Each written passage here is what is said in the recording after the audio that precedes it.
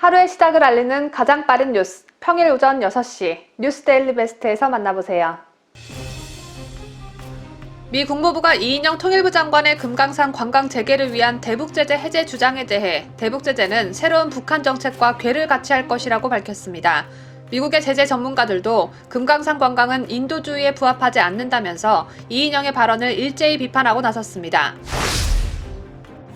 미국 정부가 오는 3월로 예정된 한미연합 군사훈련에 대해 한국 정부가 긴밀히 협력하겠다는 입장을 밝혔습니다. 문재인이 한미훈련을 북한과 협의하겠다고 밝힌 데 대해서는 그런 말은 들어본 적이 없다고 일축했습니다. 신현수 청와대 정무수석이 오늘 있을 국회 운영위의 불출석 사유서를 제출했습니다. 신 수석은 비상 상황에 대비하기 위해 민정수석이 자리를 비울 수 없다는 취지로 설명한 것으로 알려졌습니다. 김기현 국민의힘 의원이 신현수 민정수석의 사의 파동에 대해 신 수석이 강력한 친노, 친문, 강성운동권 그룹들의 압력이나 과도한 횡포에 견디기 어려웠을 것이라고 주장했습니다. 김 의원과 신 수석은 가끔 전화통화도 하는 가까운 친구 사이입니다. 안철수 국민의당 대표를 둘러싸고 난데없이 친박 배우설이 제기됐습니다.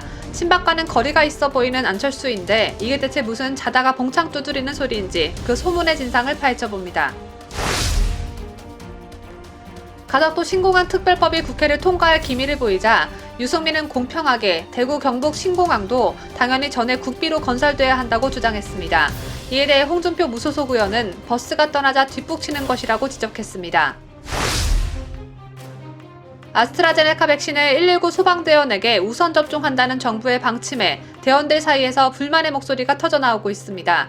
현장에서는 접종을 종용하는 강압적 분위기가 강해 선택권 침해 논란도 거세지고 있습니다. 문재인 정부가 코로나 진료에 파견된 의료진 임금을 185억 원이나 지급하지 않고 있는 것으로 확인됐습니다. 국민들에게 지지를 얻기 위해 재난지원금에 돈을 펑펑 써제끼고 쓸데없는 보건복지부 홍보 영상에 세금을 그렇게 퍼부으면서 정작 가장 고생하는 의료진들은 공짜로 부려먹고 있다는 비난이 거세지고 있습니다.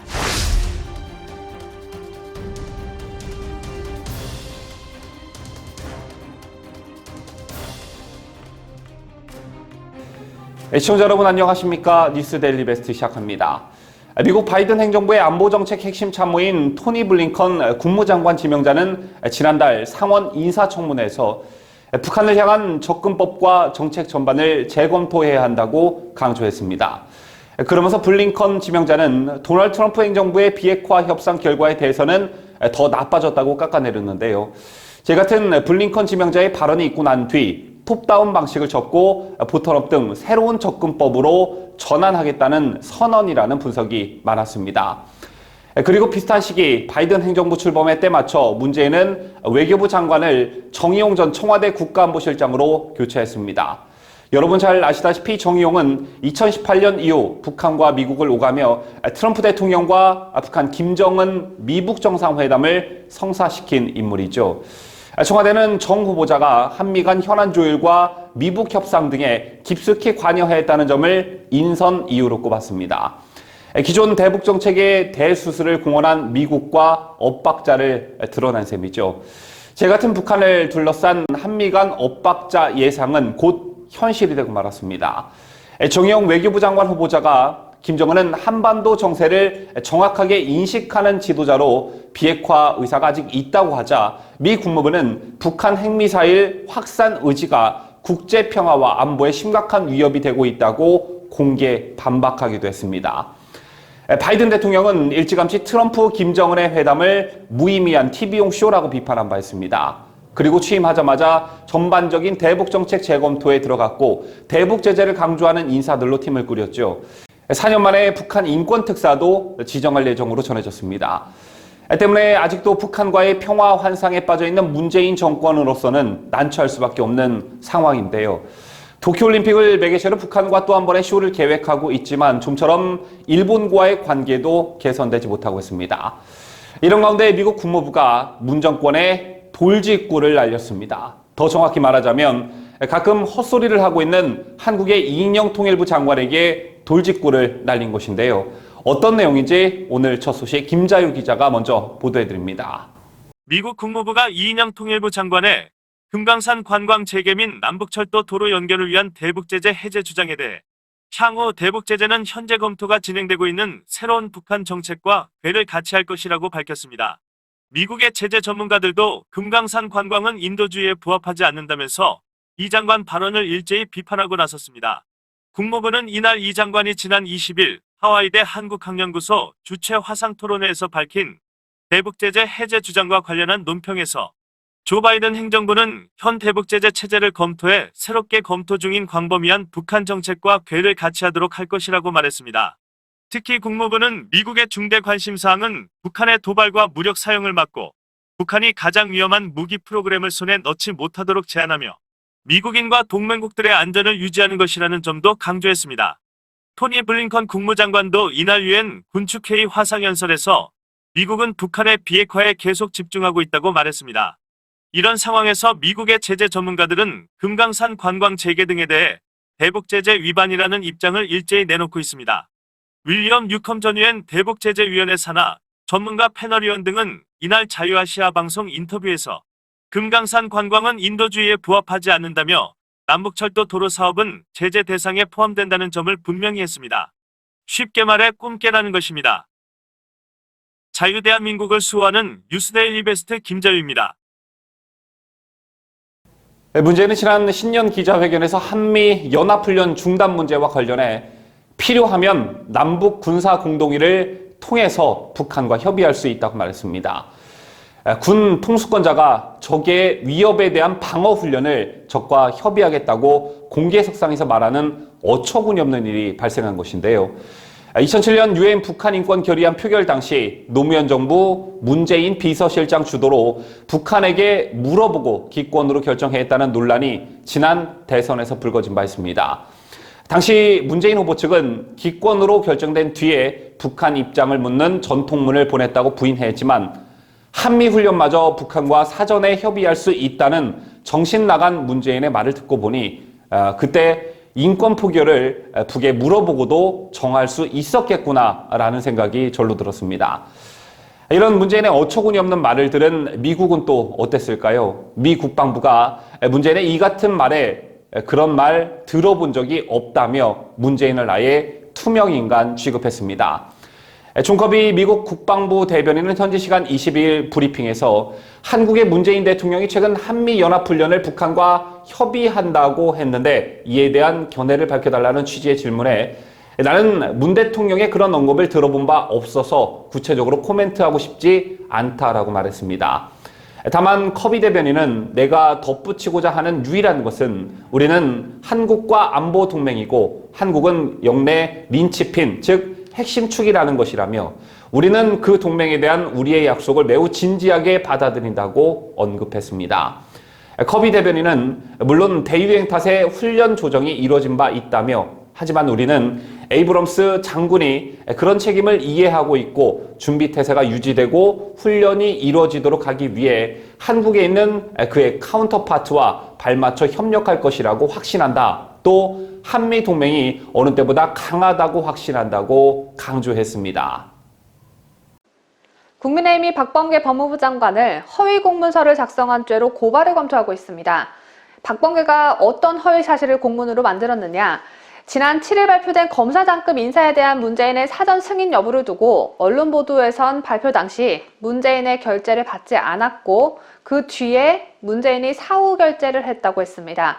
저희도 그렇게 보도를 했었고요. 그래서 박범계의 문재인 패싱 논란까지 불거졌었죠. 문재인의 결재를 받지 않은 공문서는 진짜 공문서가 될 수 없으므로 허위 공문서가 되는 것이고 박범계는 가짜 공문서를 국민께 알린 셈이 되는 겁니다. 국민의힘 곽상도 의원은 이를 두고 허위 공문서 작성에 책임을 물어야 하는 것 아니냐며 형사고발 여부를 검토하겠다고 나섰습니다. 신수석이 법무부에 인사한 내용을 발표 예고 전까지 모르고 있었던 만큼 박범계가 문재인의 사전 승인 없이 일방적으로 인사안을 발표한 의혹이 있었다고 보고 형사고발을 거론한 것입니다.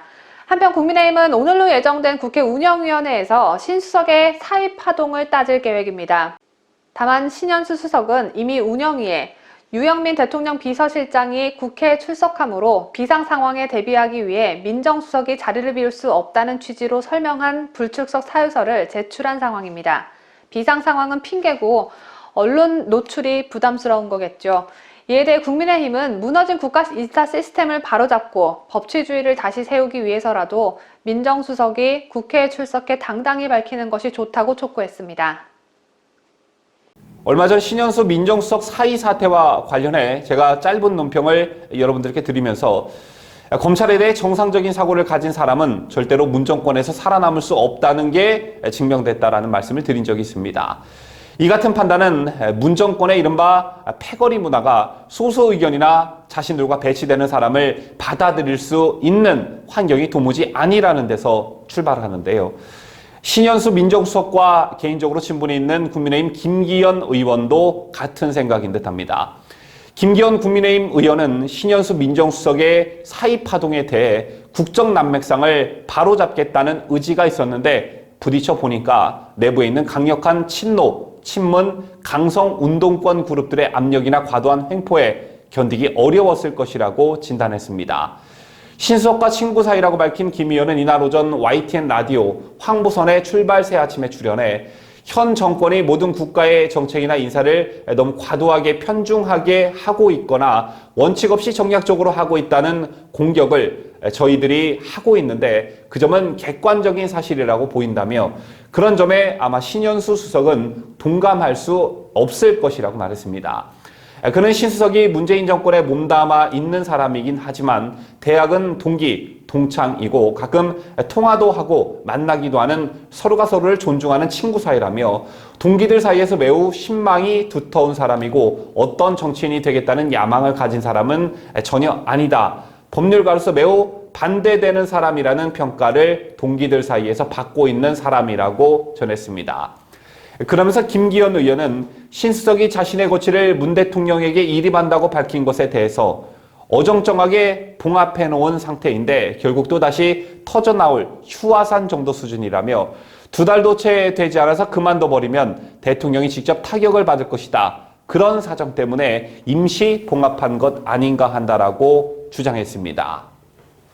4.7 서울시장 보궐선거를 앞두고 다양한 논란이 이슈인 가운데 유력 주자인 안철수 후보를 둘러싸고 난데없는 친박 배우설이 제기됐습니다. 제 같은 배우설을 제기한 인물은 김무성 전 새누리당 대표의 보좌관을 지낸 장성철 공감과 논쟁정책센터 소장이었는데요. 장 소장은 20일 표창원의 뉴스 아이킥에 출연해 친박 핵심 실세였던 윤상현 의원이 안 후보를 뒤에서 돕고 있다며 여의도에 사무실을 마련해놓고 국민의힘 인사와 안 후보를 연결하고 있다. 정무적 판단에도 도움을 주고 있다고 말했습니다. 그러면서 장 소장은 안 후보의 확장성에 우려를 표시했는데요. 그는 윤 의원이 상당히 좋고 훌륭한 분이라면서도 안 후보의 장점은 중도층 확장이다. 친박 핵심 실세가 돕고 있는 안 후보에 대해서 중도층이 어떻게 생각할지 그가 다시 생각해봤으면 좋겠다는 생각이 든다라고 말했습니다. 윤상현 의원이 어떤 이유로 안철수 후보를 물밑에서 지원하고 있는지는 모르겠으나 이를 두고 친박 배우설 운운하는 건 지나치다라고 생각하는데요. 또 윤상현 의원이 진짜 친박인지에 대해서도 저는 의문인데 여러분께서는 어떻게 생각하시는지 궁금합니다. 부산시장 보궐선거를 앞두고 가덕도 신공항 특별법의 국회 통과가 가셔야되자 야권의 핵심 지역 기반인 TK 정치권이 들썩이고 있습니다. 박근혜 정부에서 결론을 내렸던 김해공항 확정안이 가덕도 신공항 건설로 사실상 뒤집힌 만큼 대구 경북 신공항도 특별법으로 건설해야 한다는 목소리가 커지고 있는데 이에 대해 홍준표 무소속 의원은 뒷북을 치는 것이라고 일갈했습니다. 강추천 기자가 보도합니다. TK 출신의 자칭 대권 주자인 유승민 씨는 23일 페이스북에 가덕도 신공항 특별법이 제정되면 영남권은 부산, 울산, 경남공항과 대구, 경북공항의 투포트 체제로 갈 수밖에 없다고 했습니다. 그러면서 가덕도 신공항이 전액국비로 건설되면 대구, 경북 신공항도 당연히 전액국비로 건설돼야 한다고 주장했습니다. 권영진 대구시장, 이철우 경북도지사와 국민의힘 TK 지역 의원들도 이날 국회에서 기자회견을 열고 영남권이 함께 이용할 공항을 짓기로 했음에도 부울경만을 위한 가덕도 공항을 세우려 한다면 대구 경북이 이용할 수 있는 제대로 된 민간공항을 약속하는 게 당연한 순리라고 주장했습니다. 그러자 무소속 홍준표 의원은 이제 와서 뒷북치면서 TK 신공항 특별법 통과를 뒤늦게 주장해본들 버스는 이미 떠나가 버렸다고 꼬집었습니다.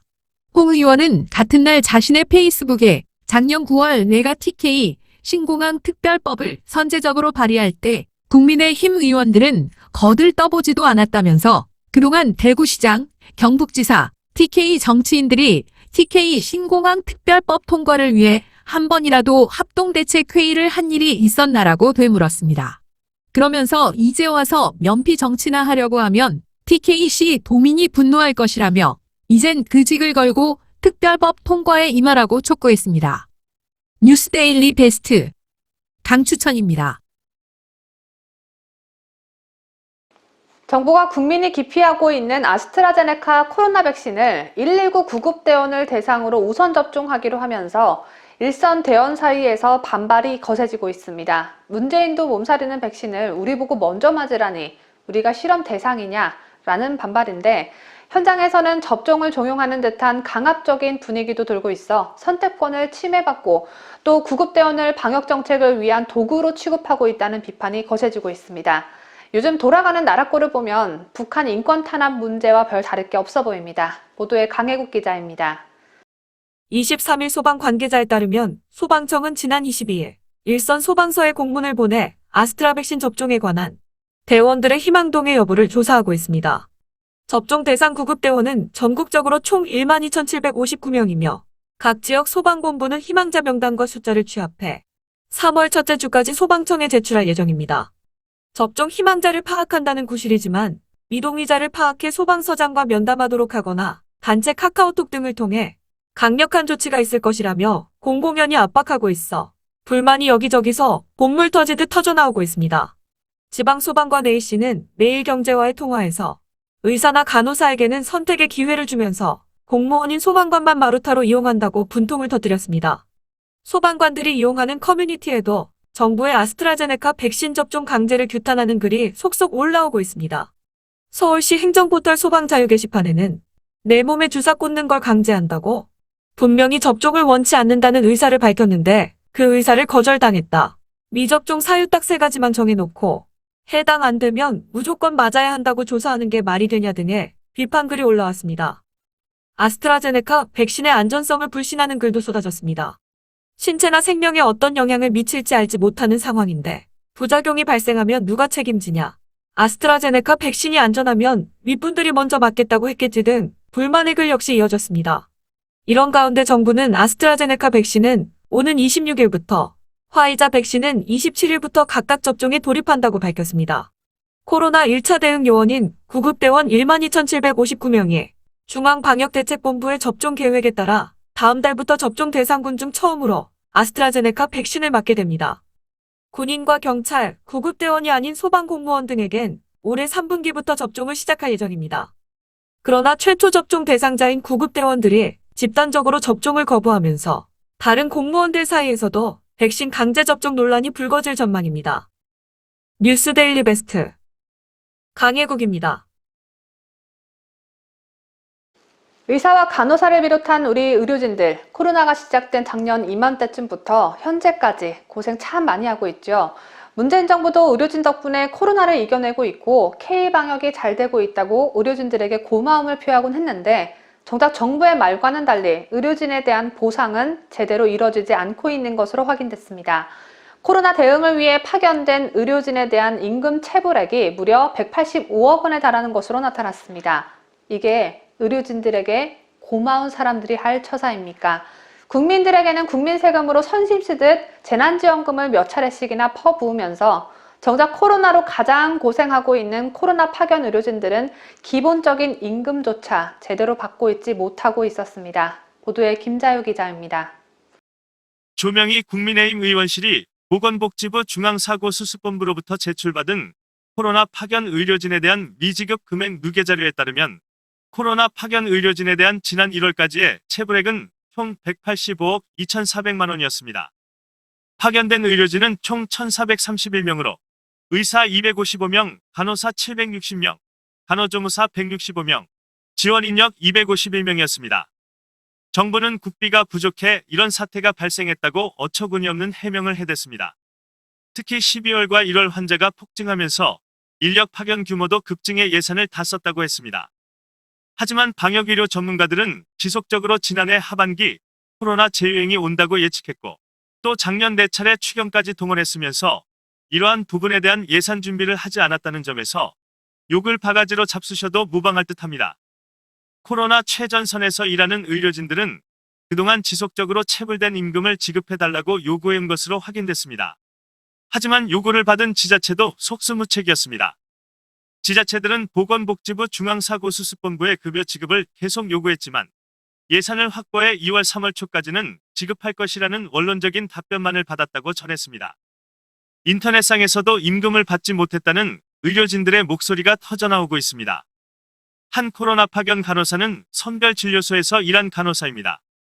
2020년 일부도 지급해주지 않았습니다. 추운 겨울에도 사명감을 가지고 일했습니다. 근데 계속 미뤄지는 보상. 그냥 기다리면 되는 걸까요? 빨리 해결해주세요.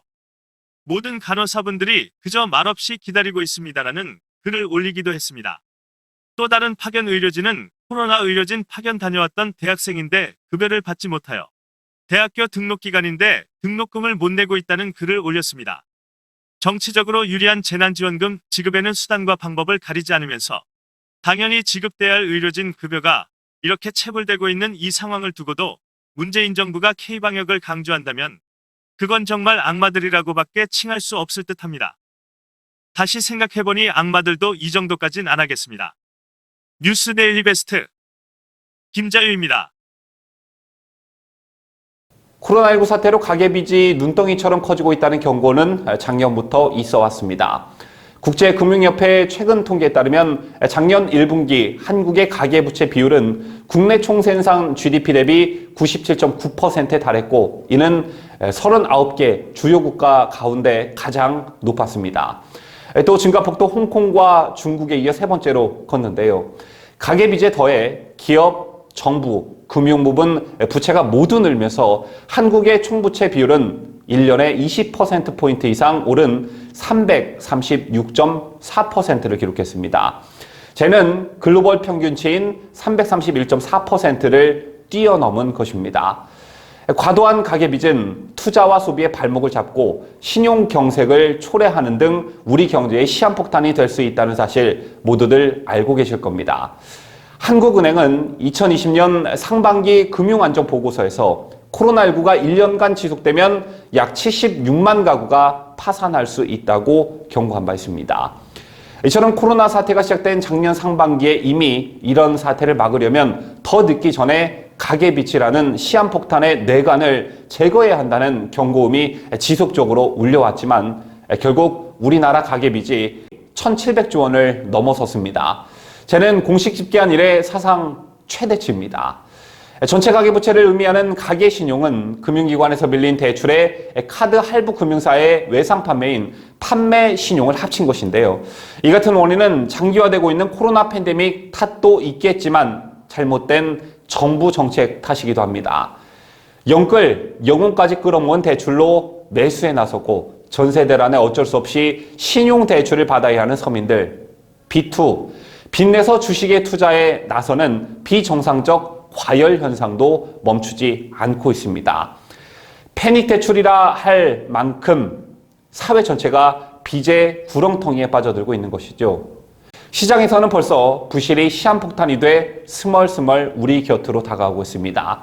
작년 상반기 채무조정 신청자는 6만 4,991명으로 전년 동기보다 10% 가까이 늘었고 개인 파산 신청도 매달 최대치를 경신하고 있습니다. 정부 주도의 대출 원리금 유예가 끝나는 올 상반기에는 부실이 눈덩이처럼 커질 수 있다는 그런 뜻입니다. 대출 광풍을 이대로 방치할 경우 2000년대 초중반 카드를 통해 인위적 경기 부양에 나섰다가 400만 명 가까운 신용불량자를 양산했던 이른바 카드 대란 상황이 재현될 수 있다는 경고들이 나오고 있습니다. 구독자 여러분의 가정은 괜찮으신지 우리의 이웃들이 걱정되는 요즘입니다. 우파 시민단체 자유대한호국단이 장하연 서울경찰청장 서정엽 서울시장 권한대행 등을 검찰에 고발했습니다. 지난 19일 서울광장에서 고 백기환 통일문제연구소장 연결식이 진행된 것을 이들이 방조했다며 그 법적 책임을 묻겠다는 것인데요. 자유대한호국단은 당시 백기환 연결식에 1000여 명이 넘게 모인 것이 감염병의 예방 및 관리에 관한 법률을 위반한 것이며 서울시는 이를 예상하고도 분향소 설치 등을 방조했다고 고발 취지를 밝혔습니다. 이에 따라 장하연 서울경찰청장, 서정엽 서울시장 권한대행, 백기환 장례위원장 등을 집회 및 시위에 관한 법률, 감염병 예방법 등 위반 및 직무유기, 직권남용죄 등으로 대검찰청에 고발했는데요. 오상종 자유대한호국단 대표는 이날 기자회견에서 코로나19로 인한 방역수칙으로 서울시는 집회 9명, 장례식은 99명 이내로 한정하고 있다며 1000명이 넘게 모인 백기환의 연결식은 감염병의 예방 및 관리에 관한 법률을 위반한 것이라고 말했습니다. 오상정 대표는 그러면서 서울시는 많은 인원이 참여할 것이 예상이 됐는데도 서울광장의 분향소와 대규모 무대 설치를 방조하고 경찰에 행정 응원을 요청하지 않은 것으로 판단된다고 고발 이유를 설명했습니다.